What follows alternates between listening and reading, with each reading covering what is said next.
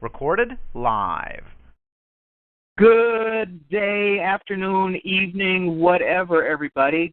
According to whenever you're listening to this, welcome to the Genesis Science Fiction Radio Show, a service of the BlackScienceFictionSociety.com website. I'm your host for this evening. My name's William Hayashi, probably the only resident Japanegro you're going to find at BSFS, but maybe not. We don't know. This is the June 24th edition, 2016, and we have two special guests. One's here now. The other one will probably be joining us later. The one we're going to primarily talk to is Adam Mccullar, and he's a writer of the comic book series, creator and writer of 1001, and there's like a colon between the 10, T-E-N, and 01, and, or image, I-M-I-G-E, 7th. Anyway, welcome to the show, Adam. How are you? I'm doing good. How are you doing today? I'm doing well. Now, what part of the country are you coming from? I'm coming from East Atlanta, like right outside the city of Atlanta. How was your weather today? It was good outside today. You know, a lot of people complain about it being hot, but I thought it was cool. Yeah. You know, I'm in Chicago, and we always laugh at y'all in the winter when you get a half an inch of snow and your whole city gets shut down. Hey, I love it. But I'll tell you right now, I know that, you know, it's silly to go and buy snow equipment if you're only going to use it every other year. You know what I mean? Yeah, nobody around here buys snow equipment. Nobody I know. And so you know, we laugh because we get these horrendous winters. Like 2 years ago, the winter almost killed me. I mean, killed me dead. So I envy your weather, actually. And have you lived there all your life, or are you a transplant, or what's the deal? Oh, yeah, I've been here my whole life. So, but, I mean, I know cold winters. My pops lives up there in Cincinnati, so I used to go up there, you know, during the wintertime. Spend Christmas with him, and, you know, they get pretty good winters over there, so. As far as the snowfall. Yeah, it's I'm not going to lie. I'm getting older, and I really want to, like, move to the islands. I want to go to, like, St. Croix or St. Thomas or something like that. I mean, I understand you have to worry about hurricanes, but, man, if you don't have a whole month of getting up, looking at the clock, and praying that the temperature goes above zero, that's a good time for me. And, you know, so I admit that a lot of people like the changes in seasons and stuff like that. It's gotten pretty old for me. And when you, I'm sorry, I might have missed it. Did you grow up there? Yeah, I grew up here. Yeah, I was born and raised in Atlanta. And is that the only place you've lived so far, or have you gone other places, or what's up? Well, I mean, I spent a good amount of time in Cincinnati, you know, younger. Right. I used to go there like summers, winters, you know, spring break and Thanksgiving or whatnot. But I've mostly been here my whole life, so. That's pretty cool. And you mentioned that you live, a little bit outside of Atlanta? Yeah, for a couple of years. I was, for 2 years I went to Statesboro for college, but that got over real quick. So after about 2 years, I was through with that and came back home. Yeah. And what kind of upbringing was it like for you? I mean, do you think you had kind of like what we would consider a pretty standard, fairly ordinary, you know, growing up period, like especially during, you know, maybe your earlier years, your elementary school years, because, you know, you're an artist and you write stories that go along with those comics, and I'm wondering, were some of those kinds of skills or interests in you at a younger age, or is that something you picked up later? It was something that's always been in me. I've been writing since I was young. Third grade is probably the earliest I can remember writing, because I remember writing stories and reading them for the class. And and then I remember taking the little standardized state test, you know, in the little essay parts. And then when I would get the results back, you know, they always kind of would say, you know, that I should look into, you know, writing as a career. Wow. So, you know, that's pretty early. Yeah, so, yeah, that was pretty early. So, you know, I kind of took that as motivation to keep doing what I was doing. And, you know, I've been writing little short stories when I was younger. And then as I got older, you know, the stories turned into more publishable works, you know, such as novels and books and stuff like that, comic books. Mm-hmm. And what were your influences at that time? Like when I was growing up, I grew up during the first generation, like when they had Johnny Quest and those big ass puppets for like Thunderbirds, and that was kind of like my upbringing. The first movie I saw was Voyage to the Bottom of the Sea. So I mean, I've had an interest in like the whole like science fiction thing for a long time. What about you when you were starting out? Yeah, my younger stories, even back in third grade, were more science fiction. I think I had a story called Planet X. It was starring me and a few of my friends. I put myself in there at that point, and then it was a story about us going to another planet and getting attacked, and being held hostage on the planet or whatnot. And then I had some whole other like worldly dimension story where me and somebody else got trapped in another dimension, and we were kind of fighting to get our way, selves out.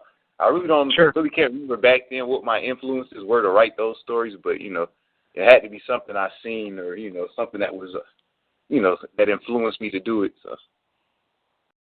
Well, I mean, what did you have like favorite TV shows, or did you did you check out movies kind of in the sci-fi genre that kind of pushed you in that direction?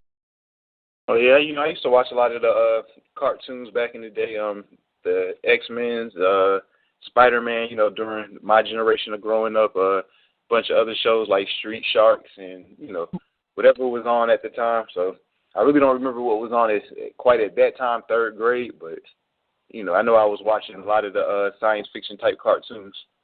So I know they played a big influence in, me writing, especially as I got older and started writing, comic books and other stories that were more, that was still in the science fiction realm.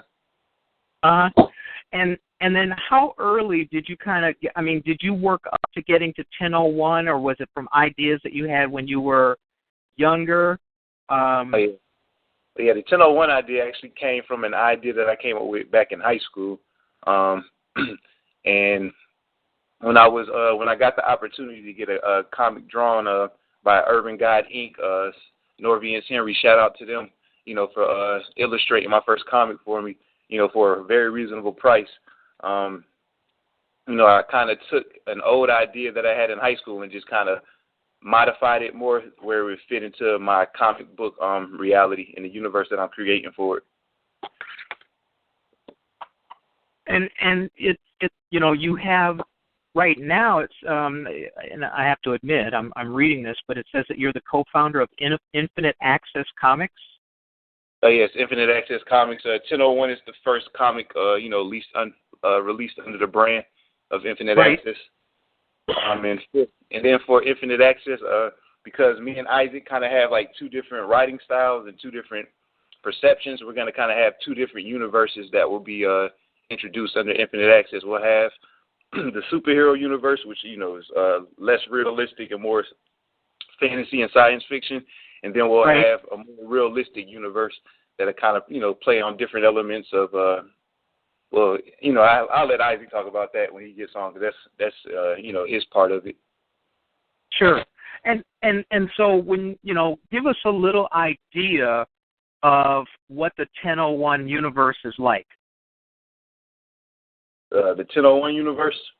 That's a good question. Well, to start off, it starts off with the brother and sister, and in the first one, there'll be a lot of play with interdimensional travel, time travel, which will eventually lead to the 1001, which will eventually lead to the 1001 universe. Right now, I have about 4 graphic novels written up, ready to go, ready to be drawn out for Infinite Access Comics. One is a graphic novel that's probably about 270-something pages written, if I'm not mistaken. And it introduces a character named Dominic Styles, which will be part of the Dominic Styles series.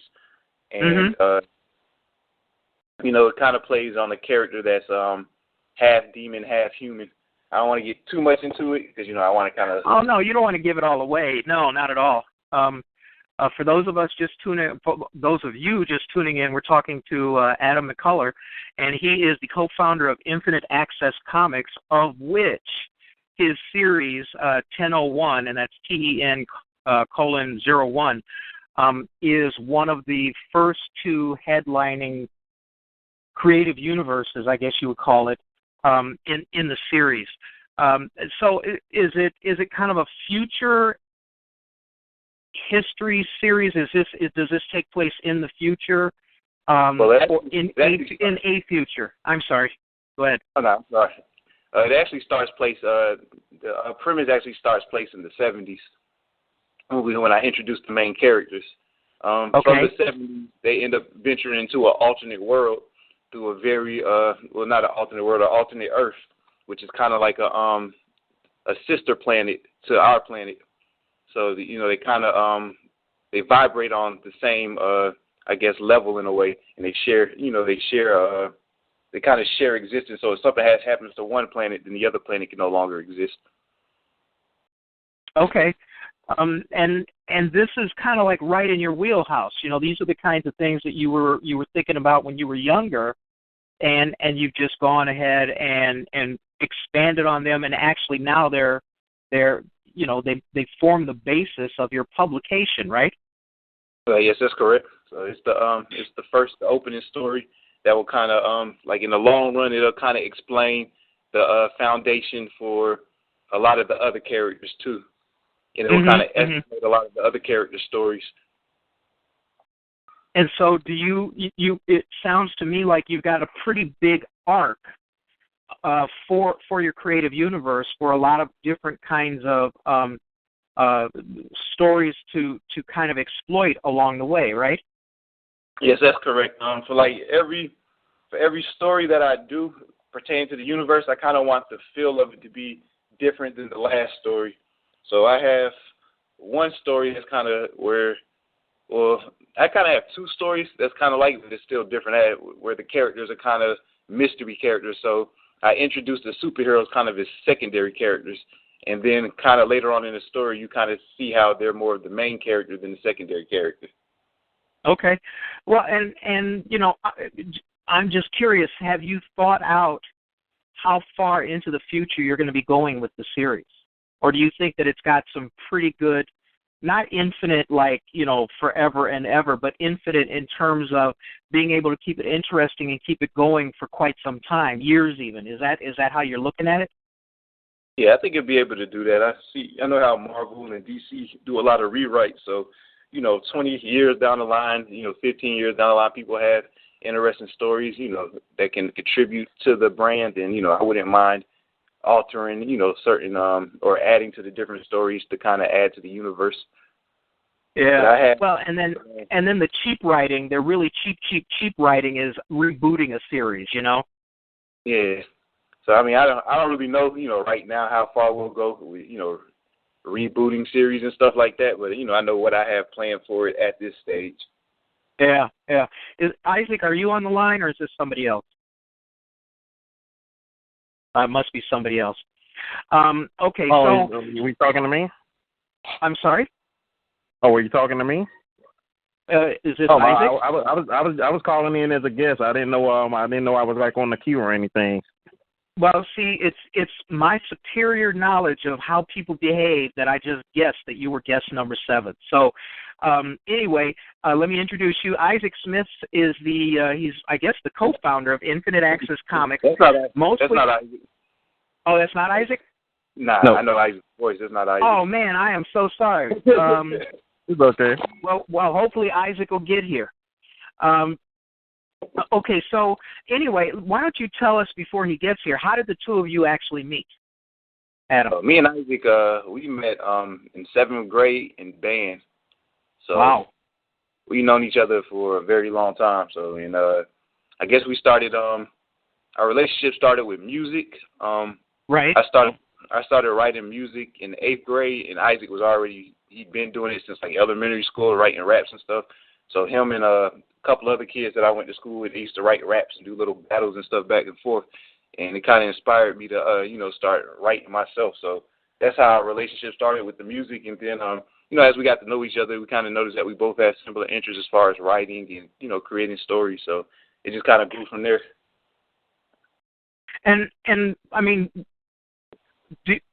obviously you mentioned earlier that you write two completely different kind of storylines. When you first started out, did it start out that way, or did you collaborate together, or how did the whole evolution of putting together something like Infinite Access Comics come about? Well, I guess it was just several years in development. As we 'cause like I said, first the focus was music, and then we started to kind of expand in the comics and stuff. Isaac's I know he's been a big fan of comics since he was little. He got collections of comics and stuff like that, so it's always been there. I guess it just took time, but the name Infinite Access actually came from a company that had, a company name we came up with in high school, but we had a whole different idea for what Infinite Access was going to be. We knew it was going to be surrounding entertainment, but back then we were thinking about like hustling DVDs and stuff like that, so we were looking for wholesale DVDs. So in the process of trying to build that business, we came up with the name Infinite Access, and it kind of sat on the shelf for a couple of years. And when it was time to put the comic company, I was like, well, we already kind of had, something that was kind of based on entertainment back then. So we just decided to let Infinite Access kind of be the umbrella for our entertainment company still. And Infinite Access Comics is kind of like a subdivision under, the whole umbrella. And I'm noticing down here as I scroll down, you've got Urban Access Indycon. Is that a con that you guys are putting together? Yes, that's a convention that we're doing. We're actually doing our second one a month from now. It's going to be July 23rd and July 24th. Right. It's going to be in East Atlanta. For the listeners, that are from Atlanta, it's going to be at South DeKalb Mall in the movie theater area, Satellite Cinemas in the back of the mall. But we partnered up with that. We actually partnered up with on that venture with a company, Urban Guide Inc., who I mentioned earlier, who are responsible for drawing out my comics. So, we during the time of them drawing out my comic, we we built a relationship and decided to venture together and do a convention, to kind of bring more access to independent creators out there that's doing comics on the same level we are. Jarvis said he's going to be there. Yeah, just Jarvis, letting you know. Yeah, Jarvis and he's also doing a panel too, so I'm looking forward to them doing a Black Science Fiction Society panel during the convention. Oh, do me a favor, film that, would you? All right. We're gonna get as much of that on. We're gonna get as much of the day on video as we can. Thank you very much, and I'll do the editing. Don't you worry about that. Just give me the unedited footage, and then I'll take care of it. And for those of you who want to get more information, and for those of you who want more information, it's www.urbanaccessindycon.com for more information.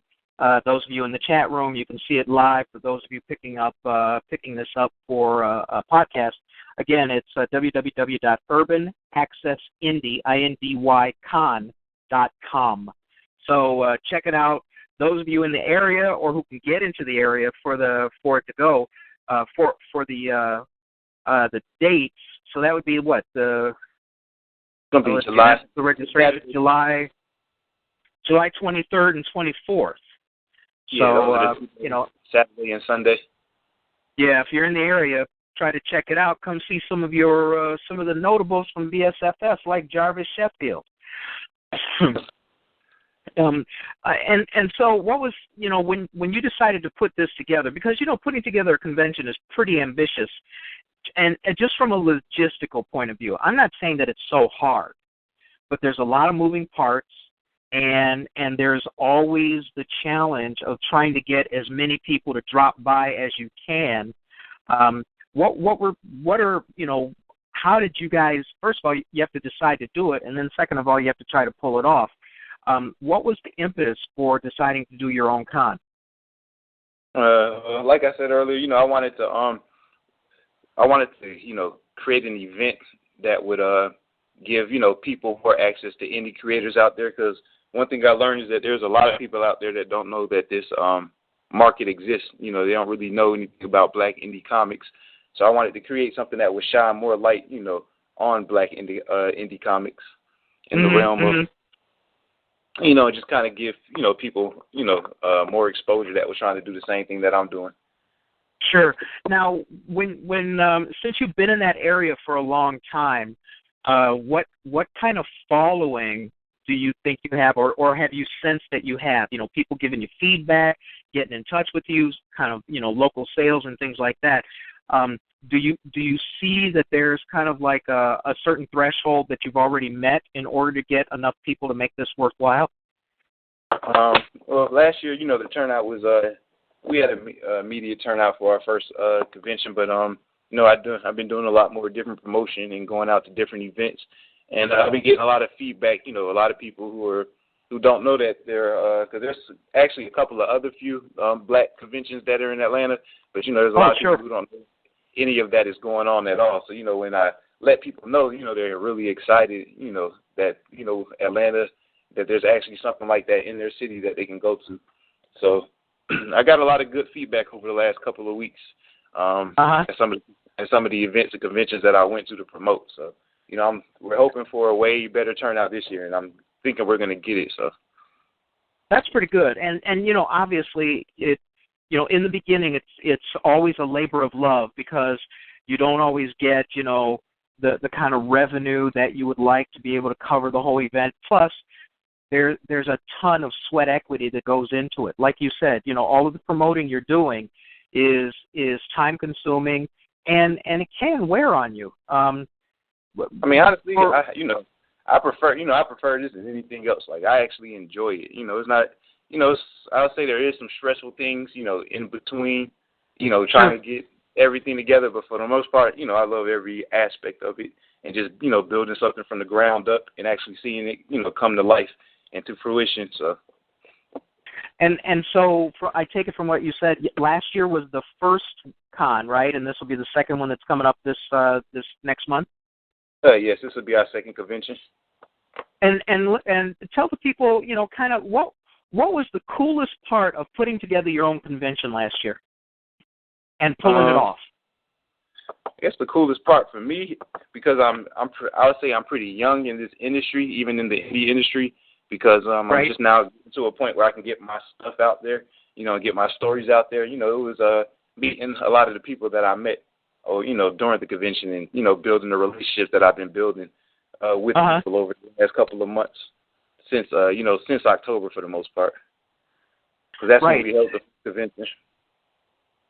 And about how many? And I'm not asking, for any bad reason, but I'm curious how many people floated through there last year.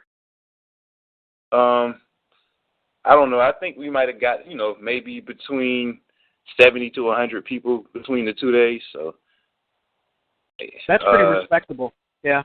Yeah. So I'm not exactly sure. I don't want to quote any numbers because I was no, I'm not trying to put you on the spot. Yeah, now it's just for those 2 days. Me and my team, as far as the people that was doing, we did a lot of running, ripping and running. So we really didn't. I didn't really have a lot of moments where I could just sit down too much and just sit before something else called me. So dude, you rushed on Monday. You don't get to rest Saturday and Sunday. You have to do your rest Monday and Tuesday, to try to recover. Yeah. And I enjoyed it, but I just wasn't like, a lot of times, like there was a few times where we had to get a DJ, and one of the DJs kind of canceled on us last minute, so I had to go pick up a new DJ, in the middle of the convention to make sure that they were, that we had that element there during the convention. So, it was just like a lot of little stuff like that as far as running around and just making sure everything was in order. So, look, I know exactly what you mean. I have a couple friends in theater and in live performances, and they always invite me to every one of these events because they know if something goes wrong, they could send me to try to go fix it or go get somebody or find somebody who could fill in like that. It seems like unless you have unlimited money to throw at something like, maybe Comic-Con in San Diego, you're going to have little things, little glitches that happen. But the other thing is, still, if you keep people entertained, and it sounds to me like you did, you have to expect more people coming this year, Yeah, so I mean, everybody enjoyed it. We got good feedback from the vendors. We got good feedback from some of the people that came out, and participated in the event, just as spectators and customers. So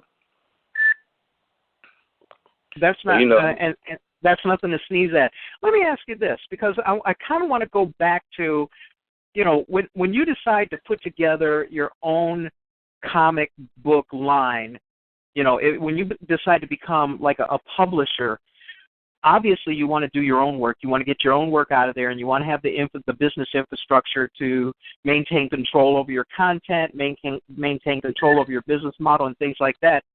But when you think in the larger context, right now it's you and Isaac. And Isaac is writing it one creative universe. So you're putting together. Actually, I need to shout out. We actually, we haven't really did any official paperwork, but we actually kind of brought on a third member by the name of Nicholas Cato. He's a very talented artist, and he actually does 3D design, and he does some video game programming and stuff like that.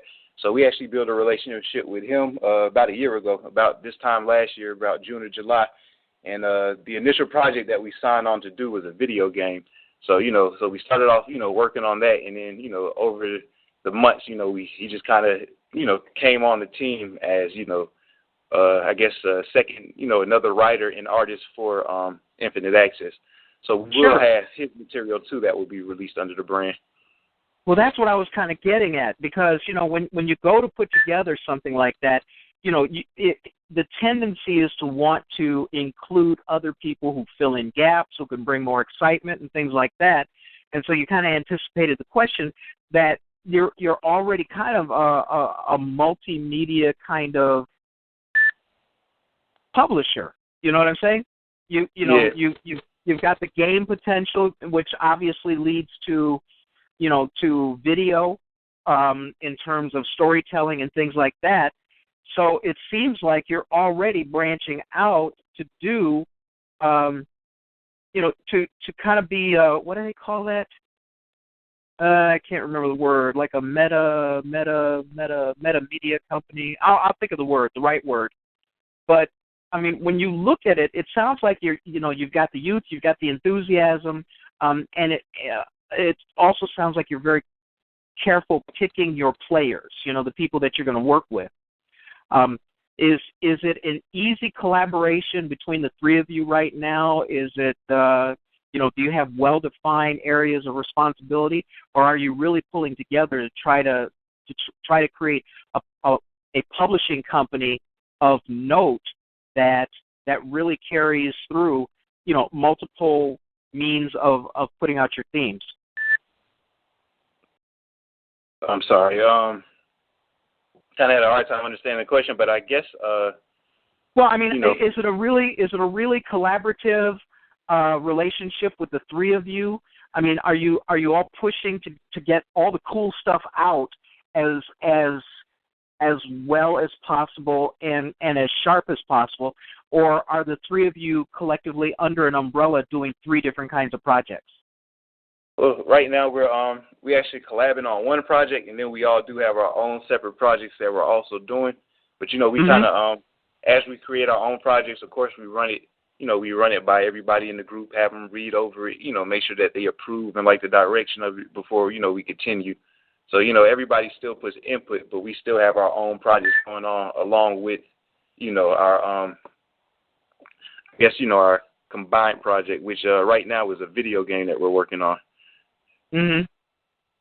Let's see. We got another call in from northern Georgia, and would that be Isaac? That's me. What's going on? Hey, man, how are you? I'm doing good. How you doing? Good. Let me introduce you. This is Isaac Smith. He is also one of the co-founders of Infinite Access Comics. Apparently, he had something much, much more important to do than interview with me. Oh, no, nothing like that. I was rushing to get here. I was rushing. Well, it is hard because on Friday night people do a lot of stuff. People have a tendency to do things at the end of the week.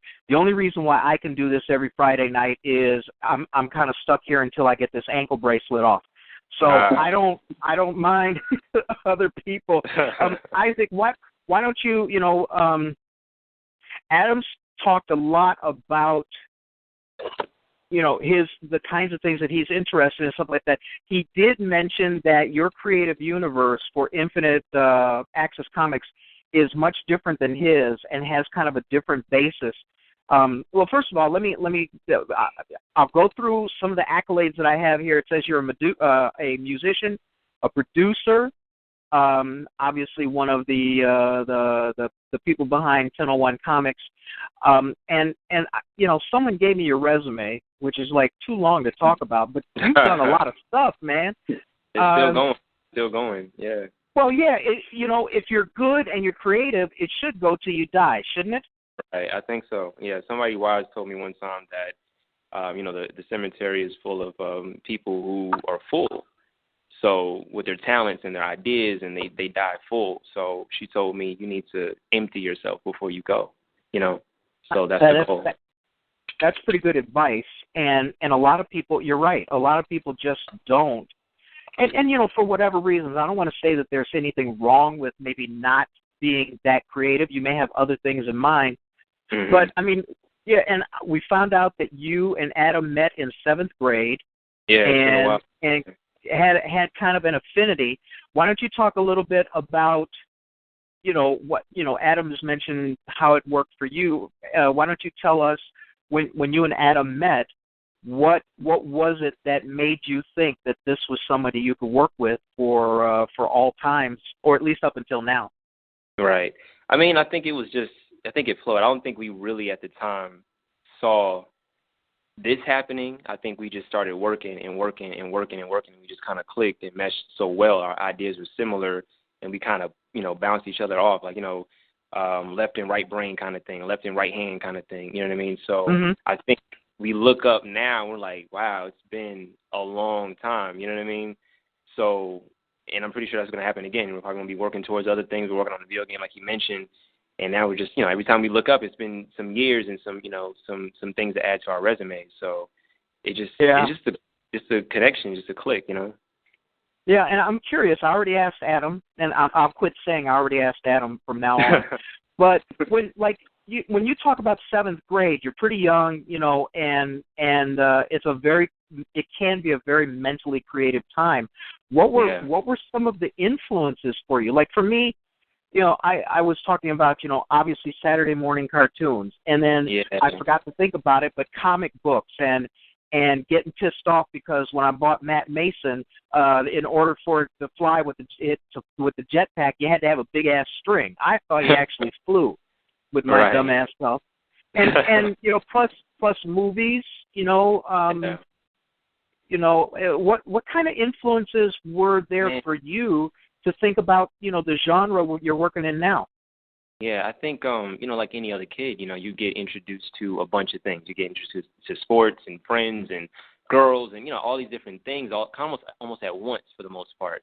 And I tried my hand at a lot of different things, sports and all this different stuff. But I think what stuck with me and what really, triggered my imagination and really kind of just got my dopamine and my endorphins going was just creativity. Anything that had to do with creation, like being able to take zero, a blank sheet of paper or some kind of anything, and then just create whatever you want on top of that. So I saw that, like you mentioned, the Saturday morning cartoons, like the X-Men animated series when that came out, like that was mind-boggling for me. You know what I mean? You talk about Sonic the Hedgehog and Mario, those games, playing those. It's just like, how did somebody come up with this? So it started off as just kind of you enjoy it. And then I think curiosity made it worse for me, where I'm like, well, how does this work? And then I remember just trying to do my own stuff, even at that age, trying to come up with my own comic books, trying to come up with my own characters and drawing, and not really good at drawing, but you know what I mean? So I just kept experimenting until I figured out, I like all of this, and I want to try all of it and see if I can do something and kind of push the genre and push the industry a little bit in a different direction, So did you have any formal training in writing or in art? Oh man, no. And I think that you have to kind of know yourself to figure out how do you learn best. And I did learn a lot in high school. I had some really good teachers, some really good English teachers, Ms. Ruley, Mr. Martin. I had a lot of really good teachers, but after that, my curiosity took over. So I started buying books to teach me how to write better. I started watching movies and breaking down and trying to figure out who wrote this movie and trying to understand why they wrote this way. So it really became, again, you just get into the mechanics of things and you just get so interested in it that you start breaking it down. And that's what happened for me. So that's how I learn best. I don't really do too well in a classroom setting. You know what I mean? So right. I gotta get in there. That's how I learn. I make mistakes and then I get better. So. Yeah, and what kind of movies were you interested in? Early on, because sometimes, most times, an interest early on is something that carries you for a long time. Yeah. Oh man. And that's the thing too. And I think me and Adam probably agree. You pretty much watch a lot of everything. I think the only thing I can't really do for real is like a lot of like romantic comedies and stuff. Yeah, that's not my thing. That's about the one thing I can't do too much of. Yeah, maybe every now and then you get a good one. Yeah. So but anything else is fair game. You know what I mean? I try to get as much drama, crime drama, action adventure, whatever. Horror, just to see different people's take on different things. And I'm a huge critic, so that's usually what I end up doing is criticizing the movies and trying to see how I could make it better. Uh-huh. And so what's the structure of your creative universe for Infinite Access Comics? Because Adam did say it is much different from the way the kind of storyline that he's put together. Yeah, and it kind of goes back to when I talk about how we balance each other as far as how we work together.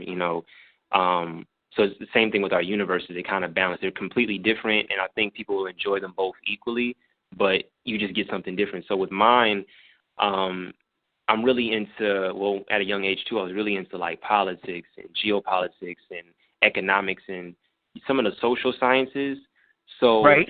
God's Forbid, which is the universe that I'm creating and working on now, is based in that. So it takes a lot of the social issues, a lot of the intellectual issues that people may have with society, local and domestic and international, and it puts it into a frame in which you can look at it and analyze it for yourself. I think a lot of times people get caught up in I'm a Democrat or I'm a Christian or I'm black, I'm whatever it is that you are, and you become to identify yourself, so you become a little biased when it comes to issues. So my goal is with this universe is to take a lot of these different types of issues, condense them, and make them objective so people can make the decisions without affiliating themselves to it. And then they can see where we really truly are in society at this point. And maybe, the ultimate goal is to create some type of social change because people now can see it differently. So that's the basis of it. So you just have a lot of different things like that. So your social sciences are really deep inside God's Forbid's plot line.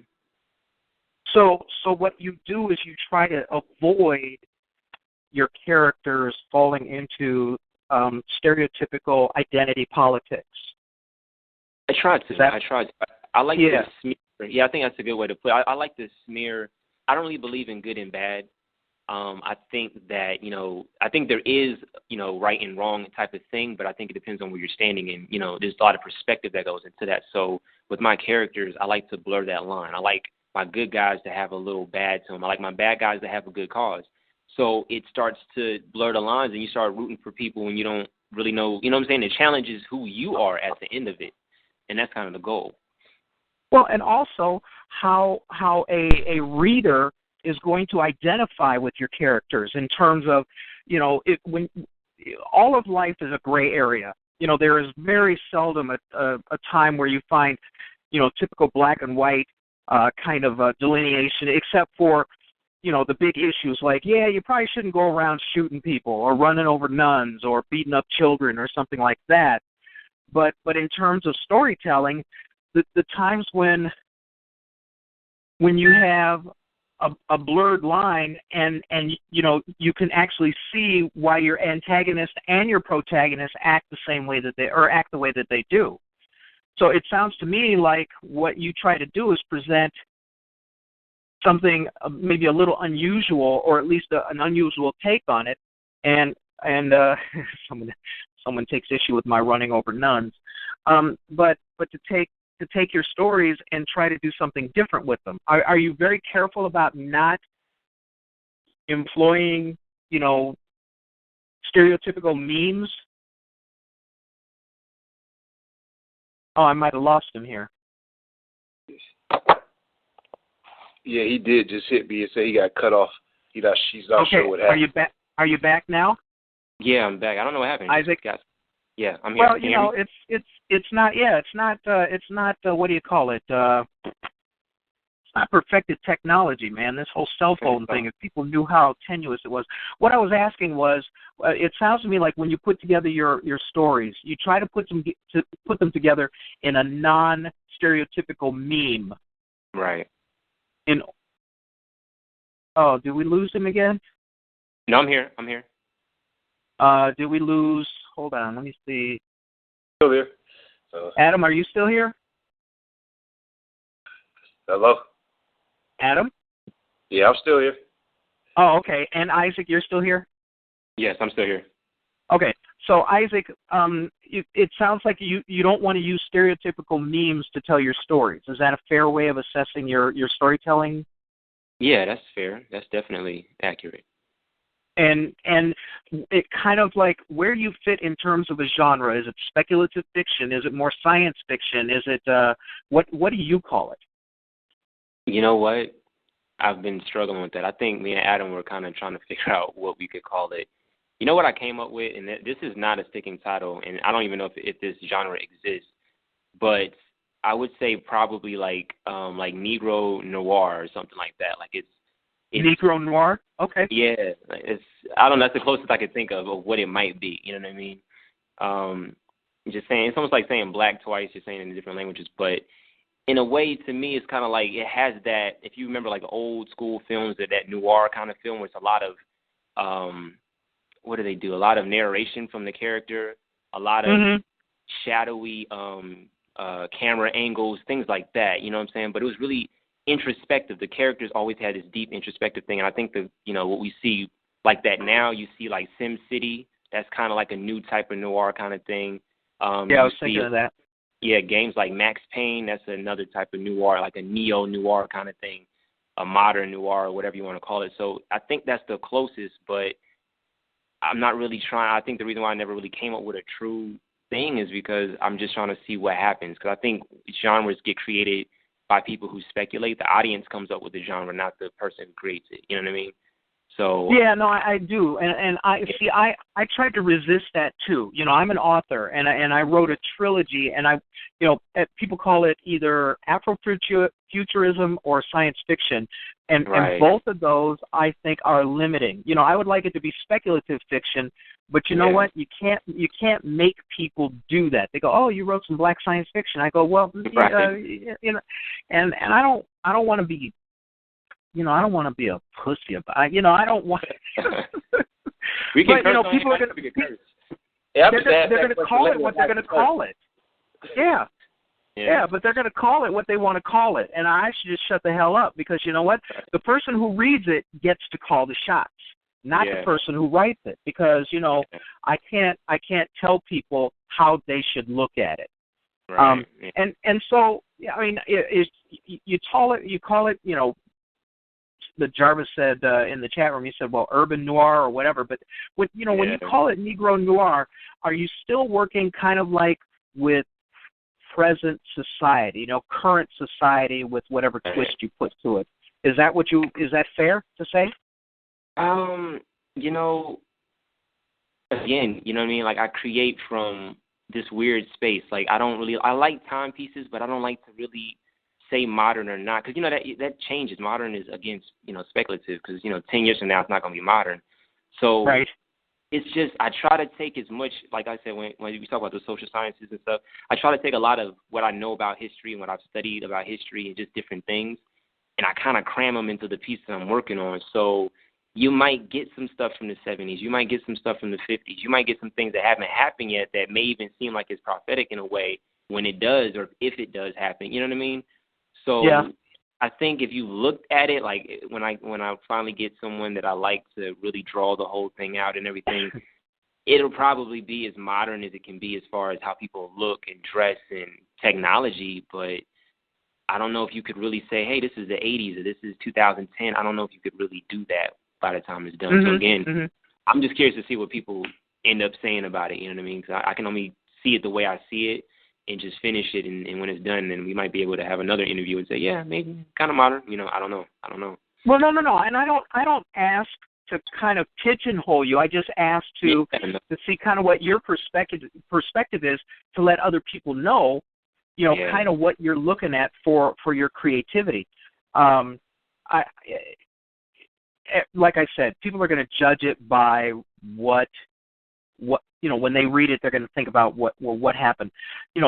For me, it's easier to kind of use current memes in terms of society, in terms of sociology, in terms of psychology and things like that, because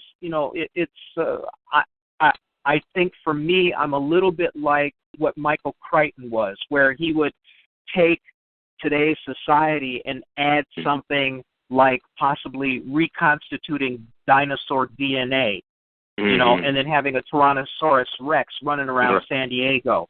So, for me, it's easier to work with today, and then to try to figure out, well, how would it be different if they found black folks secretly living on the moon? What would happen in America? And America would lose their ever-loving mind, My universe would play with a little bit of, a lot of that, because, like I said, 1001 starts off in the 70s, and they go to an alternate Earth, and then there's an event that happens that sends them to the future by accident. Mm-hmm. And then during the struggle, they end up getting sent back to modern times with a lot of stuff from the future. So it'll kind of, it'll be a little bit of everything, when it comes to how I'm going to start off the universe. And then the next story that starts off, that I'm kicking off after 1001, which I might do before my No Mercy for Punishment, which is the Dominic Styles graphic novel. That's going to take place in like the 1800s. So, but it's gonna it's gonna have a character that's going to end up I guess being alive long enough to survive, to come to these times. So. Well, I mean, obviously you've got like some pretty cool elements, and they're all interesting, and the proof is in how you blend them all together. You know what I mean? Yeah. Right. Yeah. Okay, so I asked Adam already. Tell us a little bit about what your role is going to be for this con that's coming up next month. You said for the convention? Yeah, for the convention for next month. Just the main promotions. Did you talk about the video game? Because we're trying to set some stuff up and get people interested in the game that we got coming out for Infinite Access, and just running support for the whole entire thing. Because we all kind of taking on a lot of different roles. We're still learning when it comes to the video game element, so we'll see if we have something by the convention or not.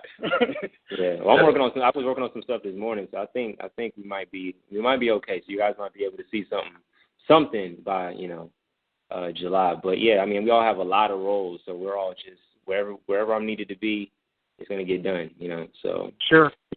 Well, you can just tell everybody, your video game will be out around the same time as Half-Life 3. Right. I don't know about that. Yeah, I'm not sure. Hopefully it'll be out before that, yeah. Okay, and I mean, obviously you two work together. You've been knowing each other forever. Do you? And now you've got a third gentleman. I apologize, I didn't write down his name. The game developer guy. Nick Cato. Yeah, Cato. I'm sorry. We call him Cato. Okay, and it sounds like you're not having any trouble at all trying to find new exciting people to kind of add to your mix. Have you thought about kind of an ultimate, or maybe not ultimate, but where do you see Infinite Access Comics and its multimedia spin-offs a few years from now? I mean, what are you building toward? You want to get that, Adam, or you want? Hello. Hello. Yeah. I guess it don't matter. Well, I mean, we're looking to take this, as far as we can take it. So we're also doing things, such as film. I'm writing a web series right now, which hopefully I'll have done. I'll have completed written by the end of the summer. So, we are looking into creating a very, vast universe and a vast, outlets to tell our stories.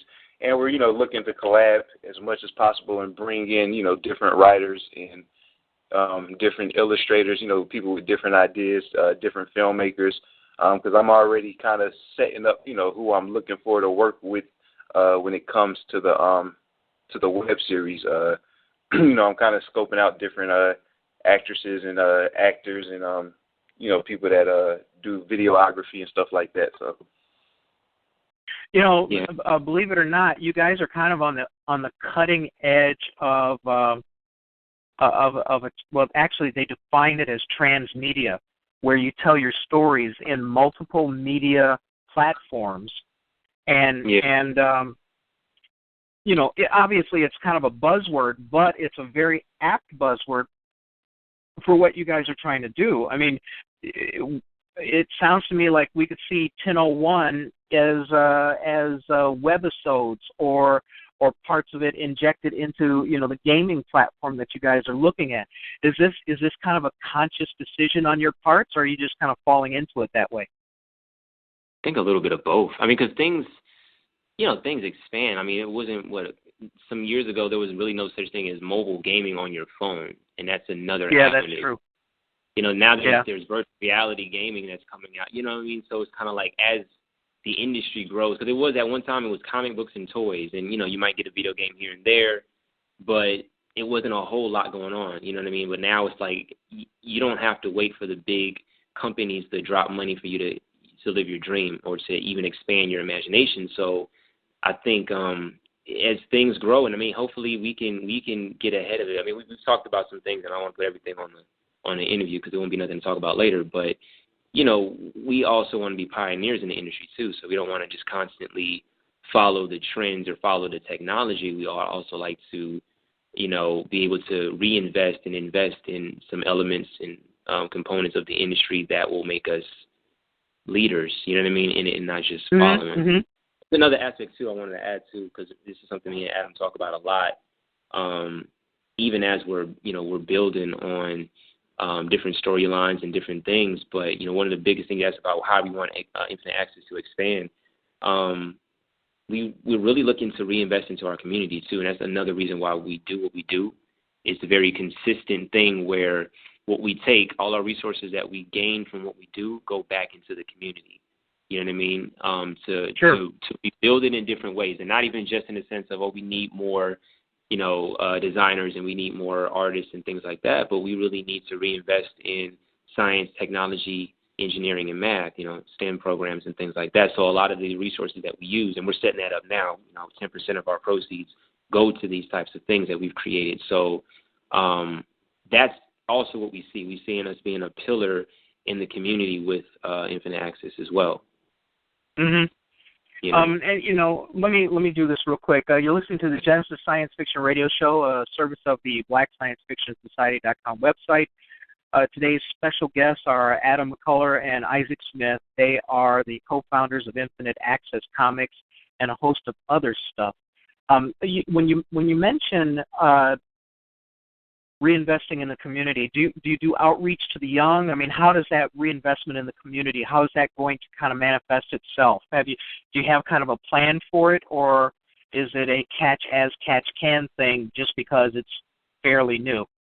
Right. Well, right now it's new because I want to make sure we do it right. I don't want to just, just jump out there. I think everything we do, we try to plan it out so that it's effective. Mm-hmm. Now, what we're doing is we're putting up the framework for it.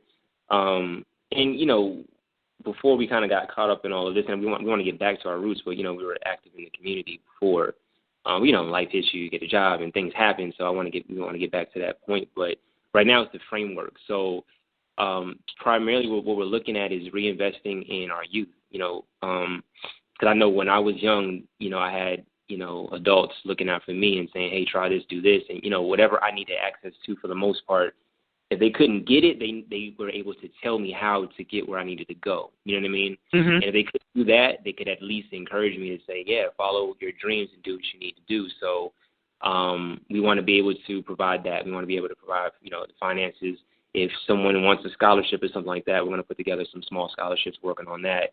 And then just being able to guide them in the direction so they can be successful in those things. And when the two of you think about it, I mentioned the whole transmedia thing, but are you thinking about becoming, like a transmedia force in the area where you're actually turning out, first of all, mentoring, and then second of all, maybe incubating maybe other kinds of affinity businesses, and then putting together, a whole network of effective people to be able to put these projects together and carry them over the top. Is that kind of in your wheelhouse, the way you're looking at it?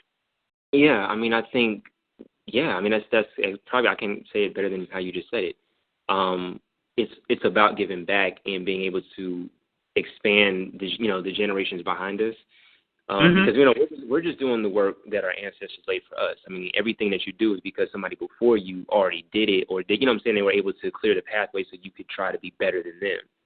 So it's almost like there really isn't any competition, because we're going to do the best we can, but we really want the people that are coming up behind us, people in our community, to take it further than we can. But if we don't do our absolute best and go as far as we can, like you said, being pioneers and being, a strong force in multimedia and different areas of media, then whoever's behind us might not be able to go as far as they can. So we want to make sure that we reach back. Well, and it doesn't hurt to provide an example, and it's more than mentoring. It's like right now there's a whole generation of kids who have never seen, a whole generation of black kids who have never seen a white president of the United States of America. Wow, that's a good point. So when they dream, of course they can dream that, because that's all they've seen. And so if you're putting together, I don't want to call it a marketing company. It really is a transmedia company, because you guys are working in multimedia. But if you put together a transmedia example, and you provide that kind of outreach, and some kid comes to you and says, you know what, I want to learn how to do the music. And because you've got that musical background, you could go, okay, here's some things you really need to know first. First of all, you need to know how to read music. And they go, what? And you go, yeah. Okay, so there's some obvious steps that you can lead kids to start that they wouldn't have known that before, and they wouldn't have had an example before. Like the example with the kids, with the president. They're literally, there was this viral YouTube thing about the little girl who was crying because she couldn't stand the thought of Barack Obama not being president anymore. Yeah, I remember that. Yeah, so that's the extreme example of what you guys are doing. Well, I can't believe that Infinite Access may not be here anymore to make comics, to make the movies, to do this little game on my tablet. So right. What you do is powerful, because anything that provides a positive example shows kids what can be done. Absolutely. So my hat is off to you guys. If you manage to pull this off and you stick around for another 5 years, you're over that threshold, because 5 years from now you're going to be big enough that you're going to be self-sustaining and probably drawing enough people to you in your creative network to do some pretty remarkable things. Obviously longevity is a big thing. Most businesses fail in the first year or the second year, especially in the second year, because they're undercapitalized. And sometimes that capital is money, and sometimes that capital is people to do things, and sometimes that capital is imagination. Right. And so if you manage to retain all of that at one time, you're going to get over that threshold and probably going to be around for a long time, which means, once I get the ankle bracelet off, maybe I can come sweep up, and do windows or whatever. Now, yeah, plans for you. Well, one thing I'm curious about, Isaac, is, there's all mention of music in this. Why did somebody put up this whole resume? But there's a lot of mention of music here. So talk about, tell me a little bit about where the musical part started and where it is now. How did it start, and what is it that sustains it enough that I got to read it like 9 times on this piece of paper here? You say that, And you bring me. It's almost like I'm in a, I'm going back to my childhood a lot in this conversation. So I'm thinking about. But you know what? Wait, before you go any further, the fact of the matter is all of these cool things about your childhood is what made you what you are today. Absolutely. And I, I'm a little bit different because I didn't write a book till I was old as hell, So, but I read a lot of books. Okay, so, that's, all of these things make us who we are today. And, when Adam was talking about you guys meeting in 7th grade, well, hell, you guys are still together today. So obviously it's significant, So, I mean, any kind of cool thing like that, I wish. The one thing I was thinking about, I'm going to do an aside and then I'm going to get the hell out of the way. But I've been binge watching the original Twilight Zone, okay? Yeah. Over the last few days while I've been writing this next book. And so one of the episodes where they had a genie, and I dream of genie. And the traditional thing is, what 3 wishes would you wish for? And one of my wishes is I wish as a younger person, as a child, I had learned how to play the piano. Because I think my life would be a lot different now if I would have had that skill. So then I come to somebody like you, and you say, well, when we talk about this is going back to my early youth, but obviously being a musician, knowing something about music as a child, has brought you to where you are today. So that's why I asked, because some people stick with stuff and some people walk away from it. Right. Yeah, me and I actually met in band, too. So we were in band, too, You were both in band? Yeah, we both went to saxophone. So we was kind of grouped up in the same section, and, that's kind of how we started talking. Uh-huh. Yeah. Yeah. But Isaac, it looks like you stuck with it. Adam, are you still musically inclined now? Do you still do musical stuff? Oh yeah, I still write music and everything. So, like for every project that I do, I put a soundtrack with it, an original soundtrack with my music, Isaac music, and maybe, other people that I know. So 1001 came with a soundtrack. And the zombie novel that I'm working on right now comes with a soundtrack. So they're more like EPs because, they're short, nothing too long. So the zombie novel soundtrack is pretty much written now, and, we'll be recording it within the next month or so. Wow. So both of you actually do music production? Yeah. Yeah. Adam writes a lot. I mean, he writes a lot more than I write, to be honest with you. But, yeah, he writes a lot. Do you see how all your skills, I mean, look at how all these complementary skills actually free you up to be more creative on your own without having to bring other people in to kind of either mess up or to have to direct them in your dream, know? Yeah. That's a lot of skills, man. You guys are lucky to find each other. Yeah, like I said, we balance each other out, and, we're always there to help each other better our craft. So, and your collaboration obviously has been easy. It sounds like it's been easy and successful. Relatively, I mean, success comes with failure and success go hand in hand. I think. Well, that's true. You know what I mean? So, I feel successful. You know what I mean, for what we've done. So, but there's a lot of maybe I should do that differently. That happens a lot too. But and ease.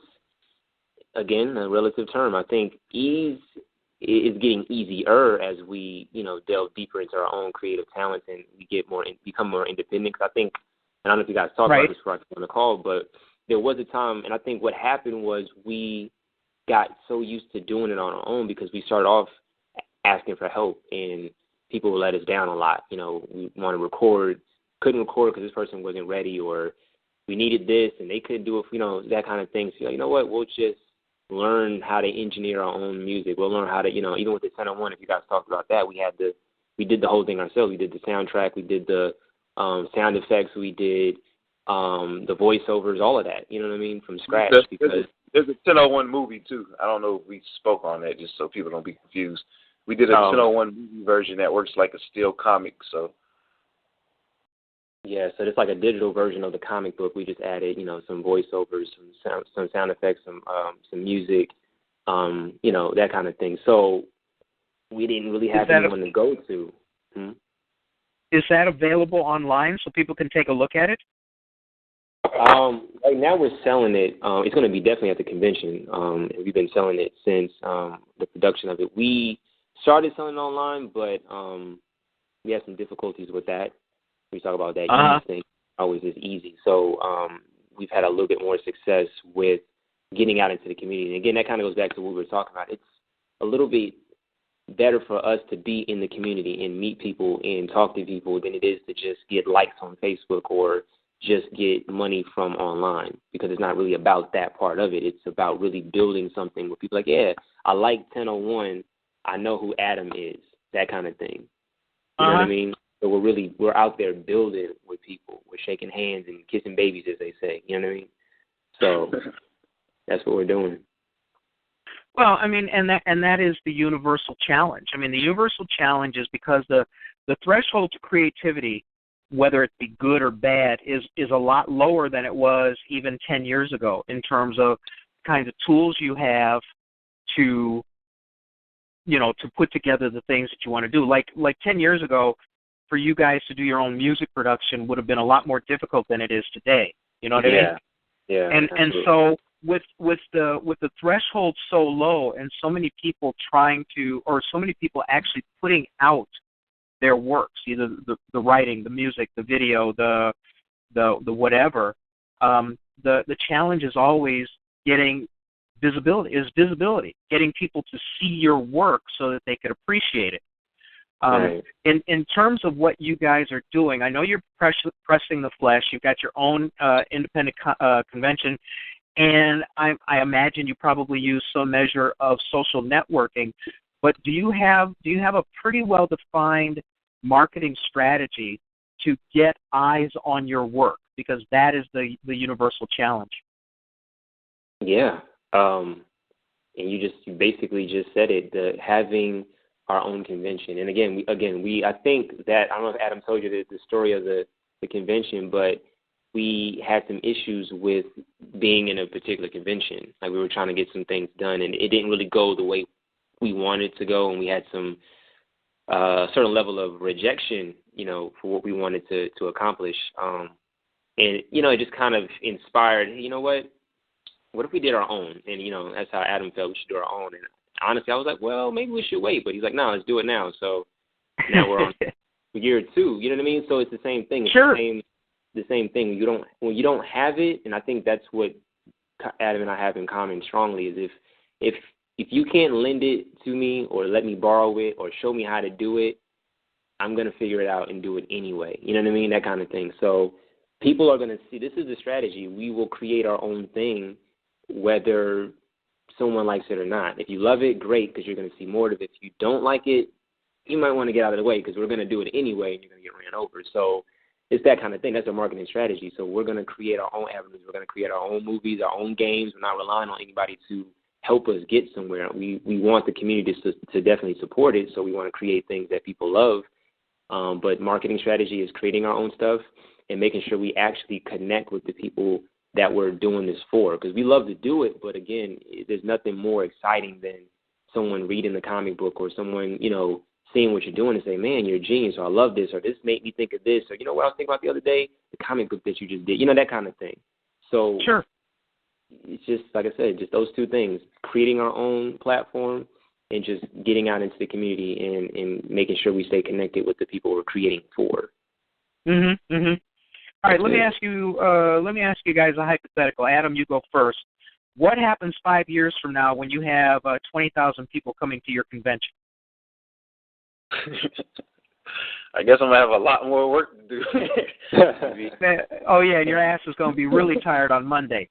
But right. but I mean seriously, the possibilities as we are sitting here talking, on a Friday night, the possibilities for what you do are nearly infinite. And the reason why they're nearly infinite for you and not for somebody else is because you guys will get off your ass and have gotten off your ass to do it on your own. There's so many people who are discouraged from doing anything because, the work is going to be hard. I might have to spend a nickel. I got to ask my friends to help. People whine about so much stuff that they get in their own way. I mean, obviously, Right. you two guys are not getting in your own way. Not only do you not get in your own way, you help each other. You brought in a third guy, and it sounds to me like, the sky's the limit. So seriously, when you get to the point where you have to have a professional management company do your convention, is that going to signal a level of success to you, or will it be more like it's time to do the next thing? It's going to signal a big level of success. And I'm also going to measure my success about, what I can do for the community, because I want the convention, to focus, on the creators, and I want, it to cater to the creators a little bit more than most conventions do. I don't want them to have a table, like last year we tried to work something out to where we gave all the vendors, meal tickets so they can get, free food. I don't know if conventions do that now because I never vended at a big one. Maybe they do, and, we just want the center, the center of attention. We want them to come and feel catered, feel more than they just bought a table and they're just left to, vend for the rest of the day. So, right. And it sounds like you guys are a class act. And then, same thing for you, Isaac. When you're sitting back and you're going, man, management company is doing great. Looks like 10,000 people. We can't do food this year, so I'm sorry, we can't do food this year. I said for those who are listening and might be expecting food, we can't do food this year because of the venue that we chose. So it's in contract that we can't serve our own food. So I just want to put that out there, so nobody can expect food come the day of. And get mad when they get there. Yeah.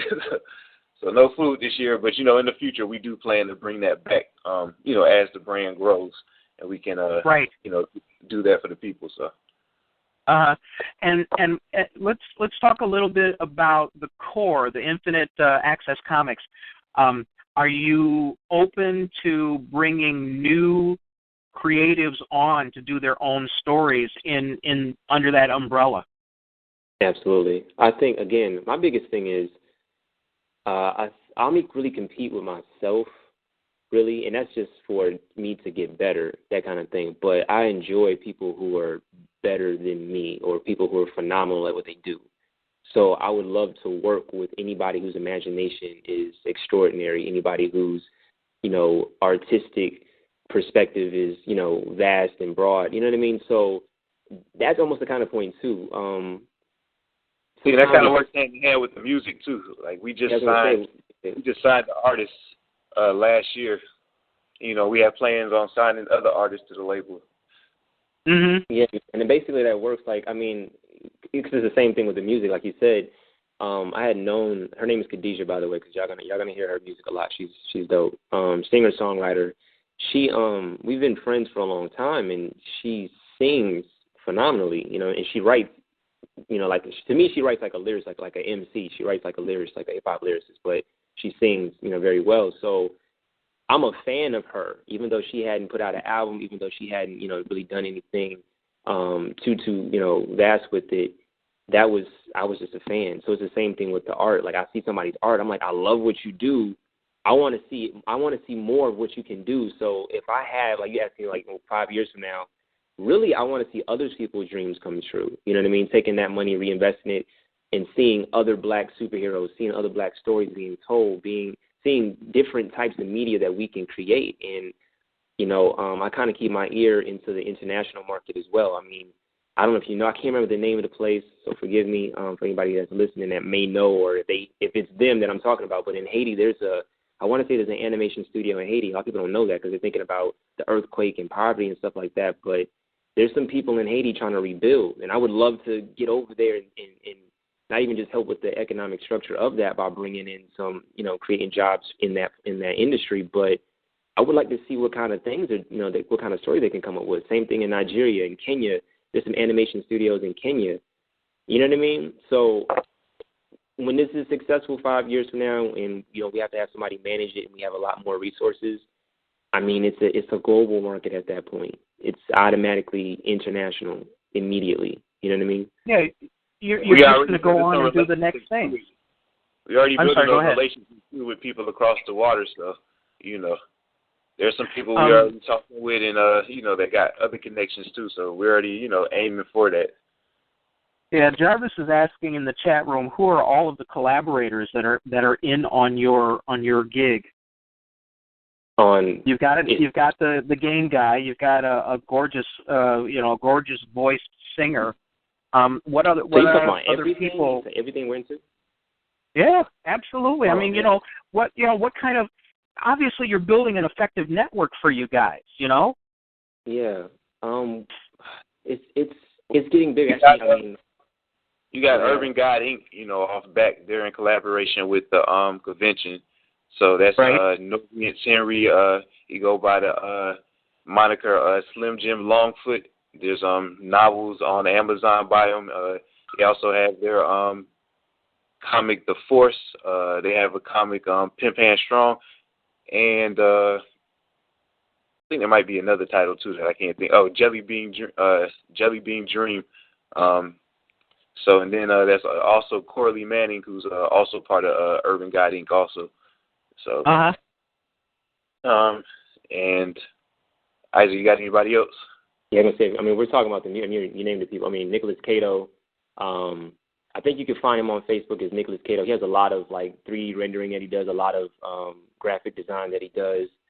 So he's pretty dope as well. If you're talking about the music, Khadijah Norwood. I'm working with I'm gonna say K2 Productions. His name is Kenneth Brown. You can find him on Facebook like that as well. But he also goes by K2. He's a singer, producer, engineer. I mean, we try to keep people that have no limits. You know what I mean?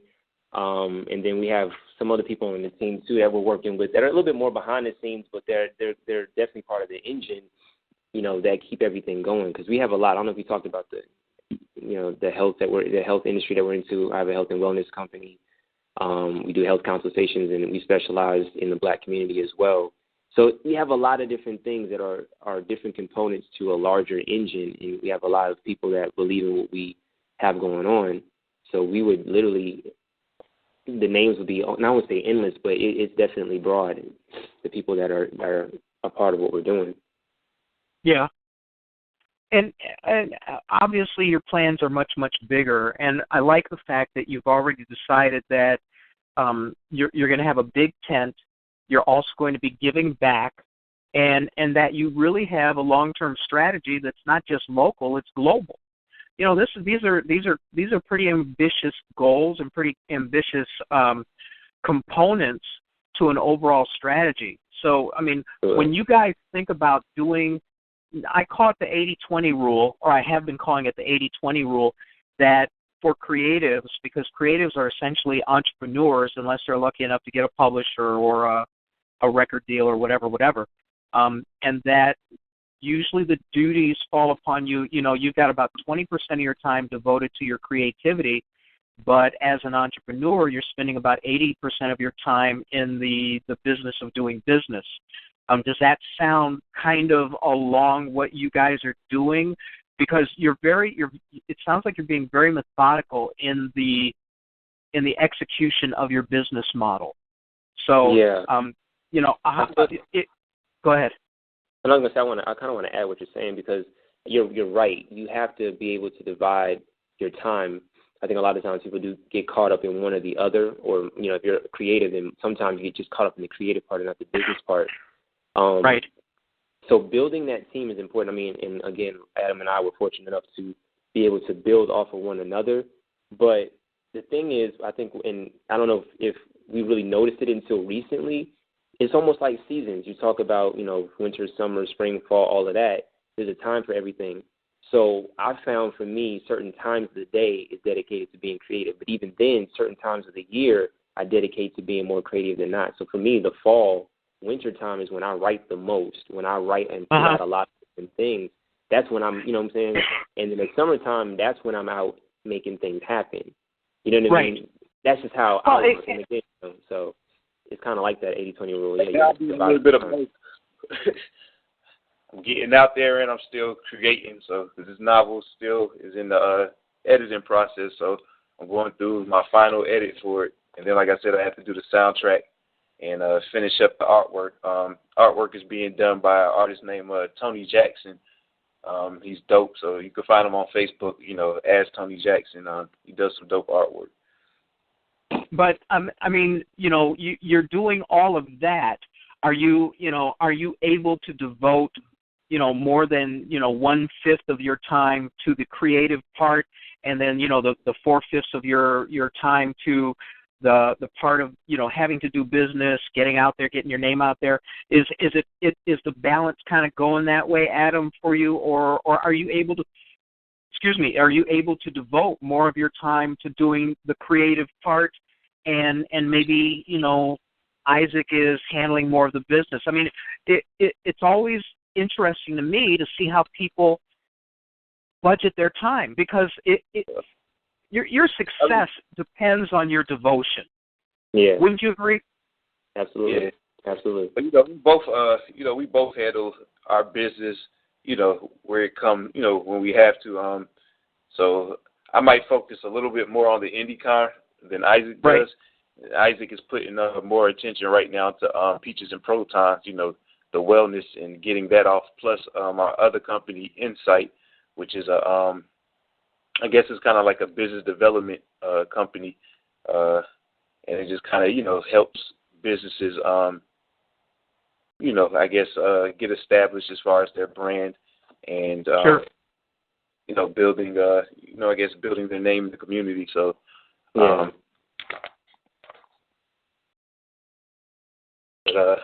about that, you want to speak on that a little bit more, because you can shout out companies. Yeah, I mean, as far as the balance goes, I mean, again, it's kind of hard to say, because we've been doing it for so long, so we kind of know where one of us needs to be to get things done, if that makes sense. So You got that flow going. You kind of know the flow. It's a flow. So right now, I mean, Adam is doing a lot of the internet access stuff, where at one point in time it was kind of the other way around. Like I did the logo, and even though we were working together on the 1001 thing, I had all the software, so I had to spend a lot more time on getting the 1001 digital comic together. You know what I mean? So I was needing to utilize my resources at times to get the 1001 up and running. And then when we switched to music, if I might be the engineer now. Like now I'm engineering and putting together, different things for the project. So we just know where we need to be at, and we just fill that gap almost automatically. You know what I mean? Like, you think about how your body works. I'm all into biology and stuff like that. But, once you get cut, your body automatically starts to send signals to clot the blood, develop a scab. Like, it just knows automatically. You don't have to tell your body to do anything. So once you create a really good team, once an opportunity opens up, or once there's, anything that's going to affect the business, positive or negative, you have a great team. The dynamic is to go where you need to be to get the job done. Sure. That's it. There's not a lot of conversation. We meet often, but as we get better at what we do, it's automatic. It started to become a lot more automated. You know what I mean? We just know. Yeah. Kind of like that Pacific Rim thing. Basically, yeah. You just know. It's automatic. Well, plus, I mean, you guys have known each other ever since, they signed the Magna Carta. I mean, that has to help, too. Well, I mean, seriously, I mean, ideally, I think most people would love to be able to have a successful collaboration with someone that they do know that well. Someone who, when you toss the ball over your head behind you, your partner already knows the ball's coming, and they catch it and they run with it. You know what I mean? We can curse on it, right? You said this is unedited, this is live, right? You can just say what we want to say.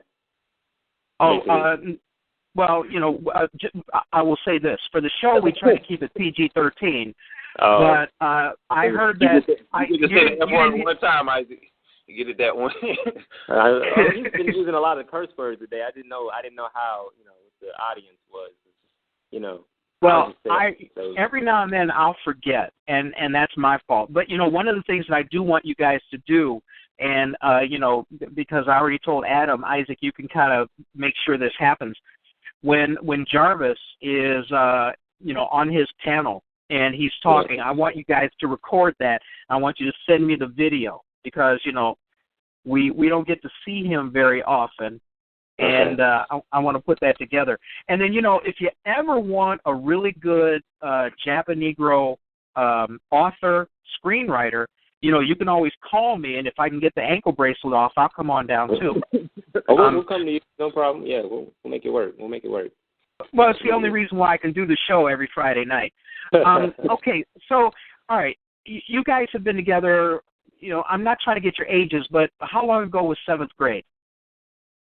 50 years ago. I'm sorry? I said 50 years ago. No, I'm kidding. I'm kidding. I mean, I think we're still relatively young. You know what I mean? Well, and I'm not trying to get your ages out of you, you little. Never mind. No. But the reason why. I really don't care, yo. It was about like 16 years ago. Yeah, see, that's a long time. I mean, that's a great working relationship. Let's be honest. Most other kinds of relationships don't last that long. Right. Well, when I mean, we're 27 and 20. I just turned 28. So it's still kind of but I was going to say something too about we were talking about the partnerships and stuff like that, and just working together, finding people to collaborate with effectively. Right. The biggest thing that people say, which I believed for a long time, but then I was like, nah, it's not true, which is, business isn't personal. I'm like, no, fuck that. It is personal. It is personal. It is. I've never had an effective product, book, comic book, CD, whatever it is that, we're looking to put out.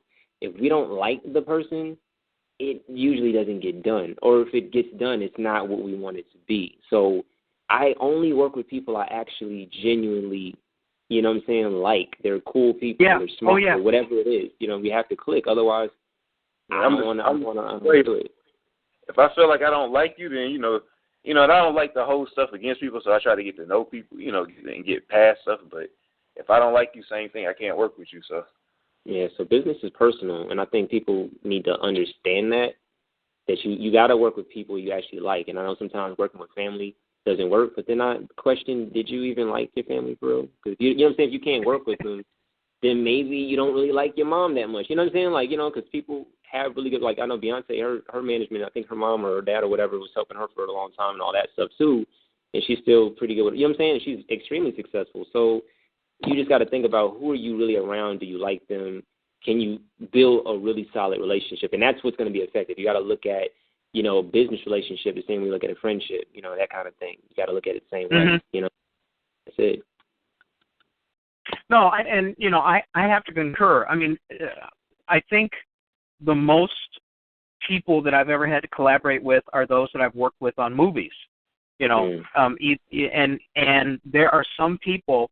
I mean, right now I've got a great movie that I'm going to do. I got the budget. I got a couple $1 million to do it, but I'm not going to do it till this guy dies because I don't like him. I don't like him at all. And because everybody knows I don't like him, I can't kill him, because the first person's door they'd be knocking on is my door. Right. So, but you're right about that, because when you talk about having to do something creative, there's a what do they call that in the Olympics? A level of difficulty that is a little bit higher, because what you're doing is you're creating something from scratch. It's not like you're making a ballpoint pen, a different ballpoint pen, or something that's already out there. Most creatives are doing something that is brand spanking new. And anything that detracts from the power of your creativity or your focus or your attention or pisses you off to the extent that you can't do your work because you're thinking, man, if I could just strangle this mother, So and people don't realize it is personal. There are people that you could do certain things with that, where you don't like them. Like if you even playing baseball. Okay, so you got 8 guys you like, or 7 guys you like, and you don't particularly care for the catcher, but ain't no thing because you're in left field. Right. You throw the ball, he throws the ball. But when you're talking about, and there is a certain level of intimacy with creativity when you're talking about doing a comic, doing a movie, doing a novel. If you have to like your editor, that sort of thing. Yeah. So all of those components really do have to work, and I think that your words are very wise to try to find people to collaborate with who you can get along with. I'm sorry. My thing is, just reliability. You know, I have to be able to depend on you, and you know, for you to tell me something, and for me to just be able to say, okay, they told me it, they gonna do it. I don't have to worry about it no more. You know what I'm saying? Right. So, yeah. And well, you and know, Isaac has been somebody accountability. You know, accountability is huge.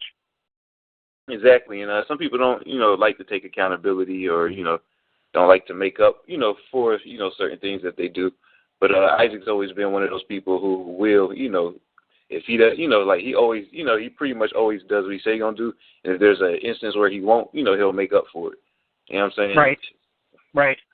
Does he pay cash? Right. Sometimes there's financial penalties. Yeah. Yeah, we've done that before. We've actually put, you know, systems of financial penalties, you know, for meetings and stuff like that, just to make sure, you know, people that we, you know, we were working with and ourselves, you know, stay on point. So. Yeah. Well, you know, one thing we used to do, I don't know if you remember this, when we used to do the music and stuff like that, if one of us was late for the meeting to you know, record or whatever, we had to do push-ups. Remember that? Yeah, I remember that. Yeah, you know what I mean? So we would always push ourselves to make sure that we were this professional. Even if when it was just me and him, before we even had other people involved, we were like, look, we can't be late, or I can't be late, or whatever. So if something went wrong, then somebody's got to drop in, you know, do 20, 25, 50, whatever it was, you know. And then like you ain't set nothing up for this radio call tonight. I know, that was my fault. I'm going to do push-ups as soon as and pay the fee and all that.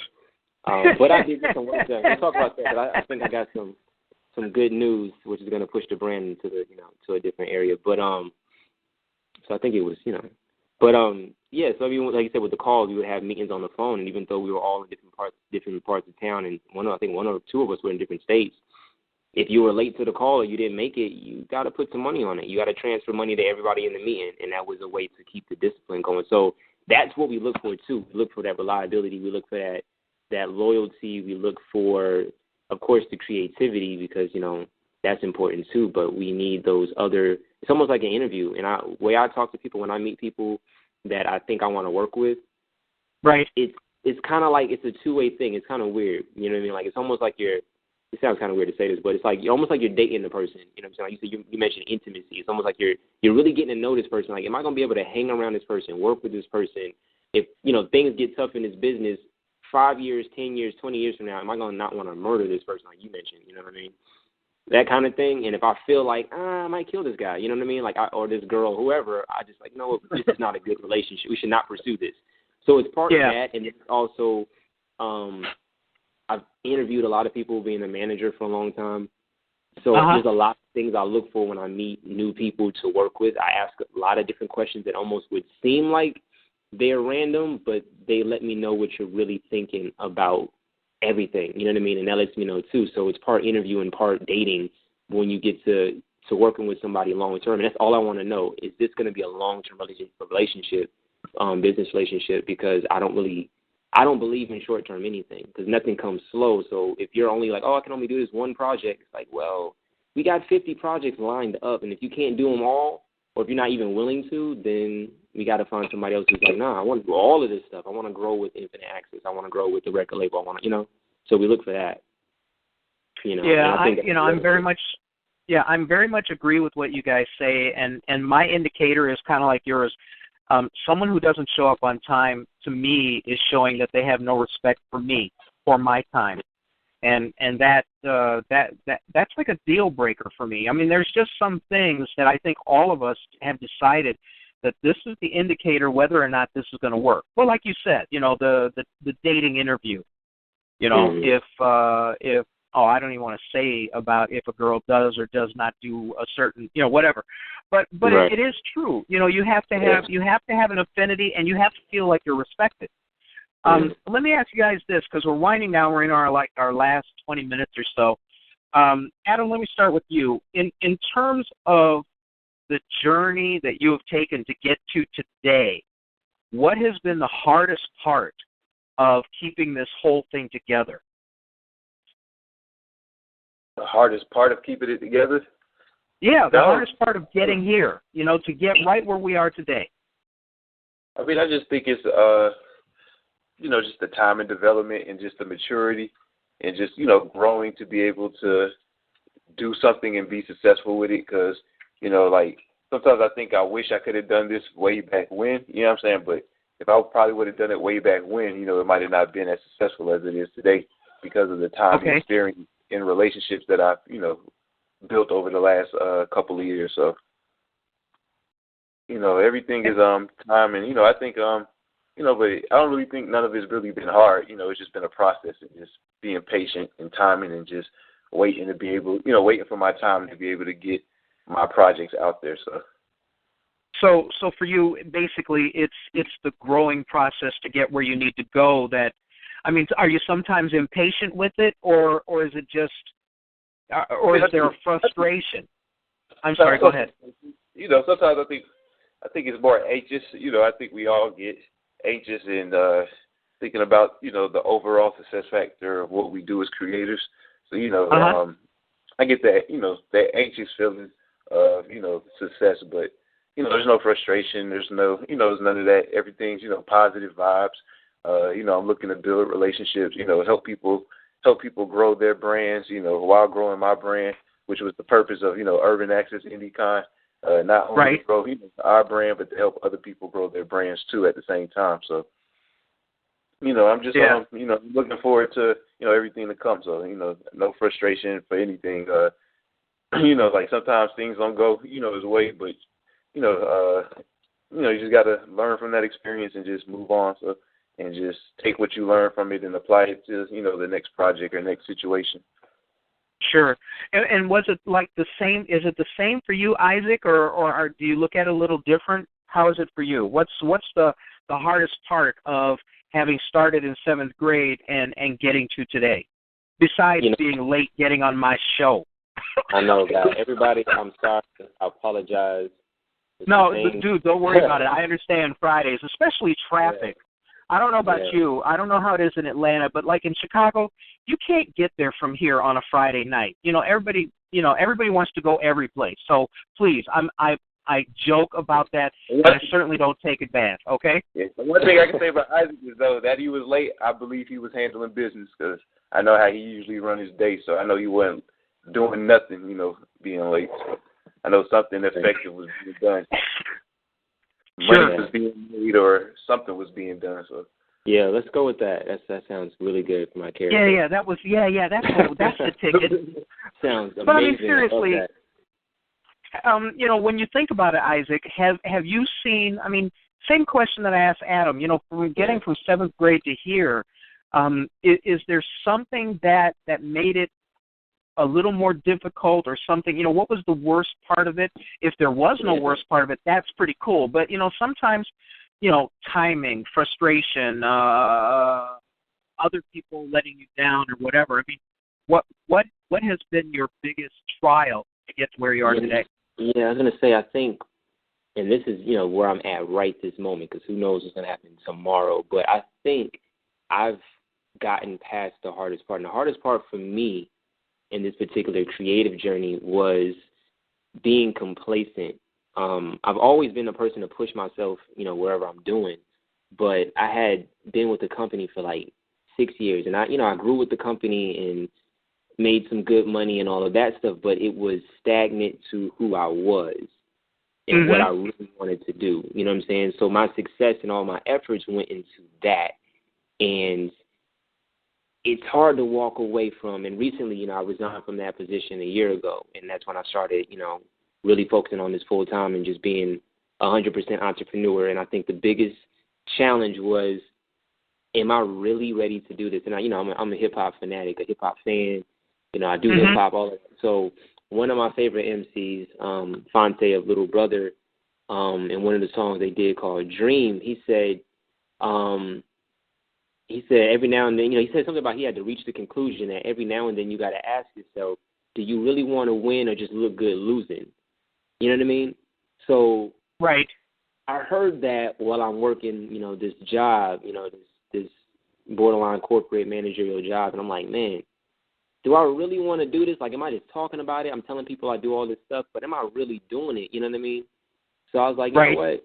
So that was the hardest part for me, is really just saying, you know what, you have all this confidence, but yet and still you've not made the leap. So if you really believe in yourself, you got to do it. You have to. And I mean, that was the biggest thing for me. And I mean, I can't even remember what it's like to clock in for real anymore. Right.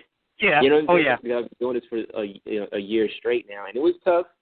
You know, I can't always say I had all the money I needed for all the things that I was used to, but you know, I'm you know, it's definitely worked it out. So I think that right at this point in time, just getting over myself, getting out of my own way to really pursue and go 100%, 110% in what I actually believe in and what I love to do.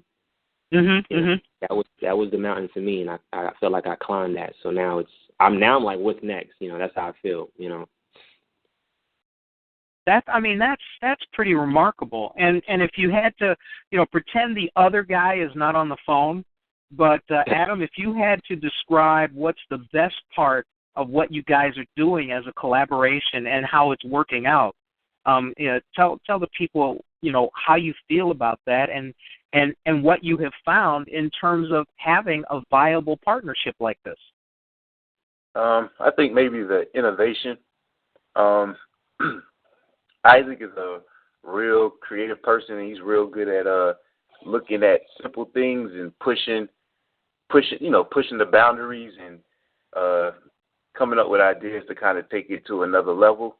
You know, and like what he said earlier, I think he spoke on it earlier. You know, we like to kind of create our own avenues for everything. So, we always talk about different ways of releasing music that, in a way nobody's doing it, which is kind of the direction I kind of went with my books, attaching music projects with the books and, the films that I'm going to do. And so I think, it might be innovation, the innovation process, and just, him pushing me to be more creative and, look at things in a different aspect, in a multidimensional aspect sometimes when I might only see it in a one-sided way. So obviously there's not only is there collaboration, but there's synergy for you guys. Yeah, absolutely. Yeah, I think that, they kind of started with the music, learning, just kind of being able to kind of match energies in a way, with the music and being able to work with each other and feed off each other energy. So, we kind of did that with the other companies that we, created, around the entire brand. So. And then does Adam kind of echo your sentiments, Isaac, or when you look at the positives, do you see something that different from what Adam said? Yeah, I think it's a little bit. I think we have very similar qualities. Obviously, that's where the synergy comes from. But at the same time, we talk about balance. You generally don't balance the same thing with a lot of the same. You have to kind of bring something else to the table to make up where somebody might be short. But I think one thing that definitely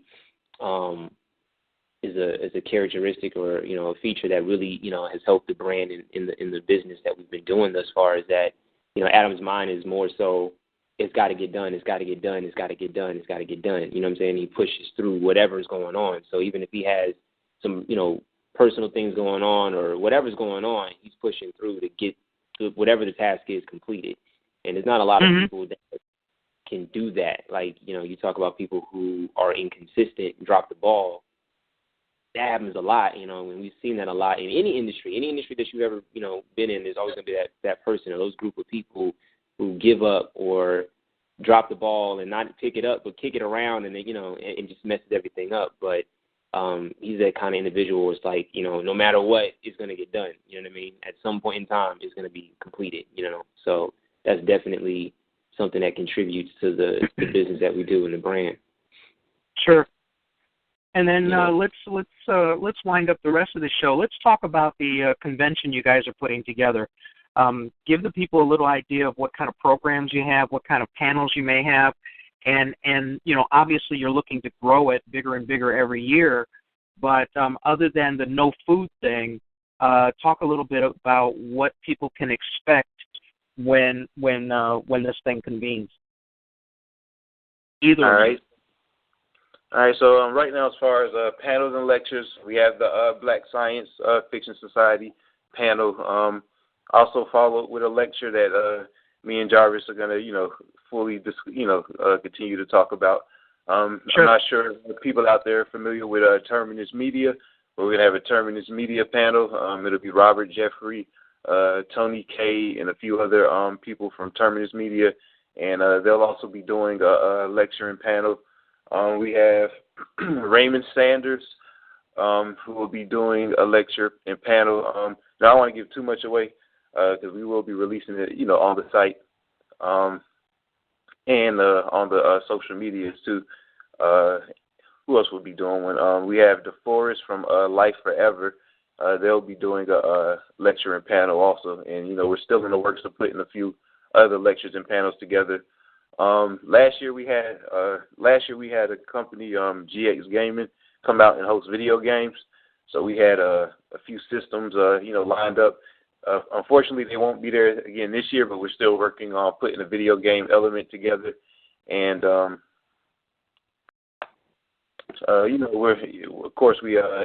we have the cosplay element going down. We're looking to do a successful cosplay competition. So people that do cosplay, come out and sign up for the competition. And that's all I can think of right now at the moment. But we're doing film too. Have a few independent film creators that'll be coming out and displaying their work. One of them, he goes by the name of Johnny Blaze.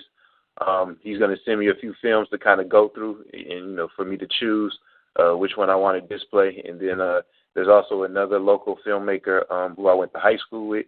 He's starting a web series, and his first episode will be debuting July 3rd.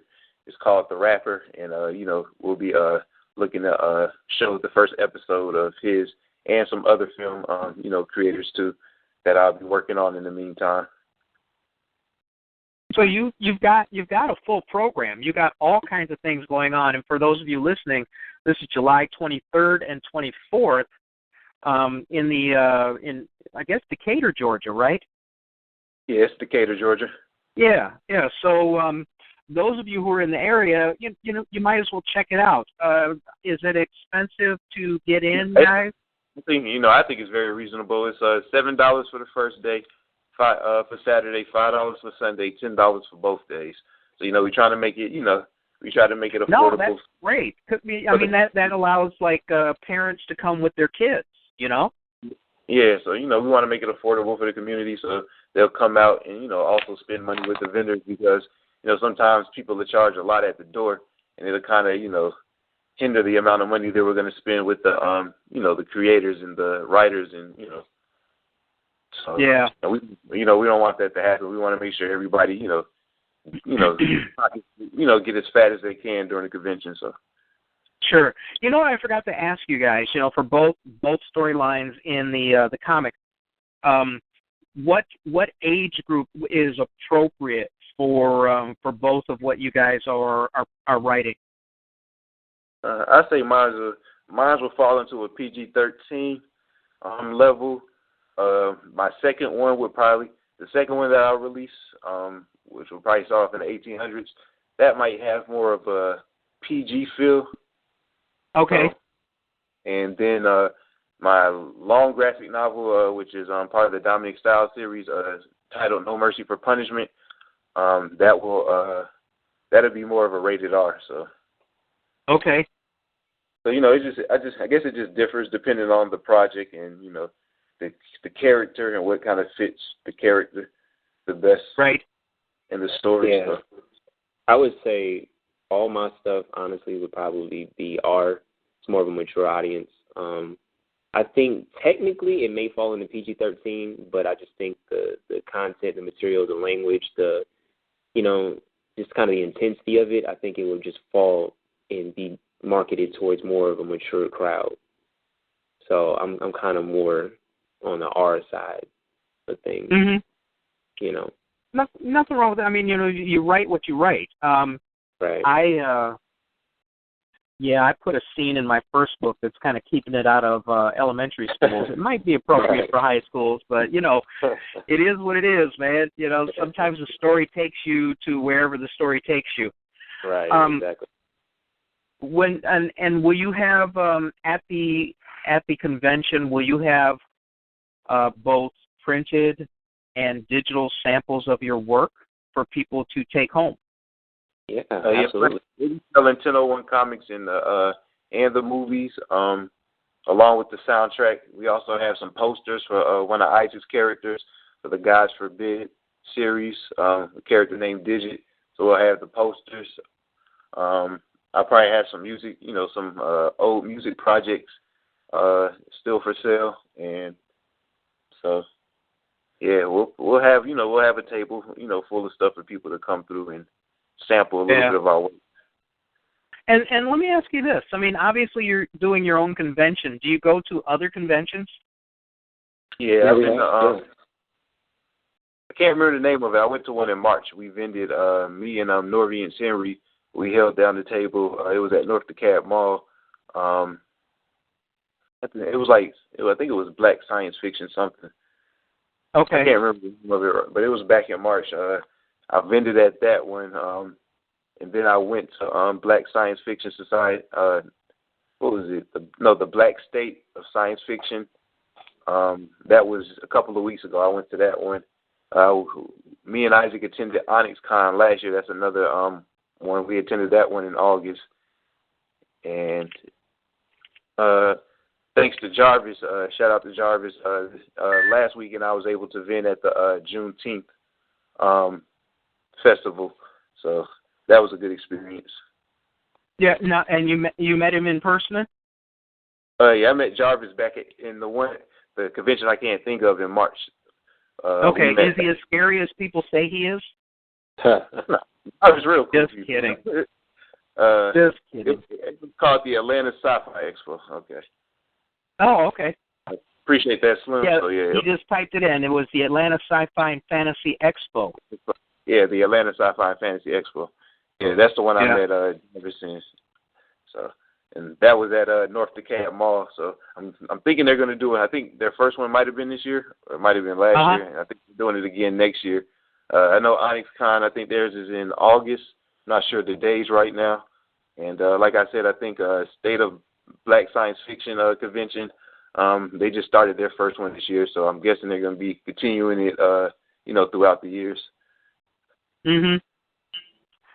Well, I mean, one of the things I would like to ask you guys is, when you're going to do, I mean, obviously your own convention, but when you're going to be making appearances elsewhere, put it on the BSFS events calendar. So people who like your work, if they're in the area, can, travel out to see you and meet you, because there's nothing more satisfying than meeting people who enjoy your work, Right. I'm trying to get better with the social media aspect. Like I just said earlier, we kind of like the aspect of just kind of getting out there, and talking to people and, networking. So, the social media aspect, we try our best on there, but we're not the strongest when it comes to that. So, we're hoping to build a team that can handle that, aspect. Yeah, if anybody's interested out there that wants to help us with social media, we're definitely, we need help.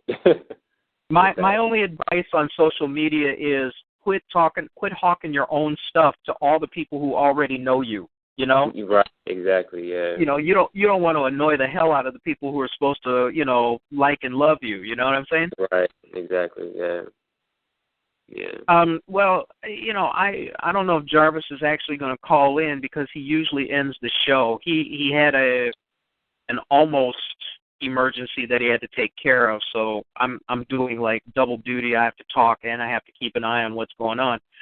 But first of all, this has been great, guys. I mean, I've had a great time, and we're going to have to check in with you later, probably, maybe next year, about a month before your convention, so that, again, around the same time, so that we can build up interest for it, and help publicize it. And by then, you probably are going to have another crap load of stuff to talk about, new stuff, so that works out. But I want to thank you both for being here because you did make it very easy for me. Sometimes it's easy, sometimes it's not so easy. For those of you listening, we've been talking to Adam Mccullar and Isaac Smith. They are the co-founders of Infinite Access Comics and a host of other things, including the Urban Access Indycon, which is in Decatur, Georgia, July 24th and 23rd and 24th, because Monday is the 25th. On Facebook, the URL is UAINDY.con, and also the website urbanaccessindycon.com. Right. And and I popped up the URL. Yeah, well, he just said that. So, gentlemen, thank you very much for your time. Thank you very much for being here. And hang on just for a few minutes after the show, just in case anybody has any last-minute questions, if you don't mind. Yeah, no problem. All right. I want to thank the people who listen to the show live. I want to thank everybody who supports this show. And both the people who have appeared and the people who listen, it's a labor of love for me. And in moments, we're going to have the creator of BlackScienceFictionSociety.com and one of the usual suspects that you guys met at the other show. So take it away, Jarvis. Oh, okay. I didn't know I was live, but I want to thank everybody for participating in the show, whether you were hosting it, thank you, William, or you were one of the guests. You guys were really great. It was a privilege meeting you at the Atlanta Expo earlier this year. That was a great event. It was the second year for that one, and this will be the second year for your event. So I'm looking forward to being part of that as well. And if there's anything I could do to help make it better or participate in it any further, just let me know, and I'll continue to promote the event on the site and on Facebook. And make sure that if you have any new material, if you have like flyers or graphics, things of that nature, or any other events, to post that on the website. And thank you all for participating. I really appreciate it. No problem, Jarvis. Appreciate you for having us and, inviting us to this, for this first experience. It's my first radio interview, so, I appreciate y'all having us on. Yeah, hang on after we shut down the show. Go ahead. Yeah. Oh, yeah. Yeah. It was good getting to know you better, and I don't think I got a chance to sit down and talk with Adam, so it was good to know, to see where he fits in the picture here and his participation. And I liked a lot of things you were saying in terms of collaborating and creativity and trying to make sure that the creators have their due in this process. And before we... Oh, go ahead. I'm sorry. No, I was going to say, it's a collective thing. It's a community thing. You know what I'm saying? It's not... it's just not me trying to, get out here and get it for myself. That's never been a mentality me or Isaac's ever had, for anything that we've done. So, we're about sharing the wealth, and helping people, where we can help them. So great. That works right in with our Black Science Fiction Society community, because that's how we've been able to be around and stay relevant over the last 8 years. It's not because of one person or a clique of people or anything like that. It's because, people working together as a community. Yeah, because, I don't want to say what we did, but, we did something for all our vendors last year who participated. We did something for them this year, just to kind of show appreciation for them, being our first time, our first year vendors for our convention. So awesome. Well, I think we're over a minute, but feel free to. I do have one more question for you, Jarvis. That is okay. is worth us covering. Can you give everybody an update about Earth Squadron, which is Black Science Fiction Society's first feature-length 3D film? 3D animated film. Oh, okay. If you're not familiar with the project, a couple of years ago we raised several $1,000s toward creating our studio and putting the movie together. It's a 3D action film, kind of a sort of a mix of if you took X-Men and mixed it with Independence Day, but it's with the multicultural slant. And we completed the script, the storyboards,